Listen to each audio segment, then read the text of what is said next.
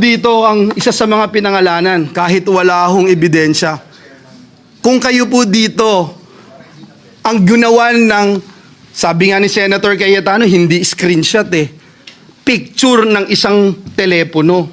Kayo ho yung gawa ng ganun. Kayo ho yung gawa na sabihin, idinala sa bahay nyo yung pera.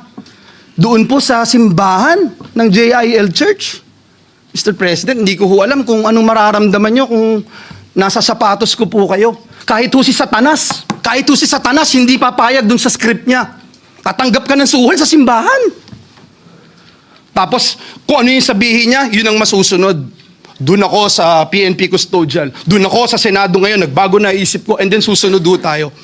Mahirap hulunukin yun, Mr. President. Dear colleagues, sana hindi nyo maranasan itong ginawa sa amin.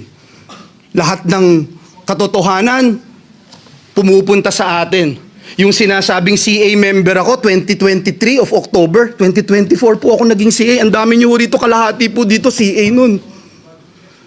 2023, sabi, kino-confirm si Secretary Bunuan. 2022, confirmed si Secretary Bunuan. Paulit-ulit po ako dito, wala akong flood control, walang maiturong flood control. And yet, ito, paniniwalaan. Nasa news, nasa lahat po. Dito sa atin, binanggit yung mga kongresista, pero wala, parang falling to deaf ears, Mr. President. Again, Mr. President, hindi ko kailangan na may sumuporta sa akin dito sa Senado. Kahit isa po dito sa Senado, I appreciate yung mga naniniwala. Kung hindi kayo naniniwala, it's not my problem. Ang alam ko lang, Mr. President, mahirap na ikaw paparatangan tapos sa mismong sarili mong bahay, hindi ka maproteksyonan. Sa mismong sarili mong bahay, pinagdududahan ka o hindi ka man lang mapakinggan, Mr. President.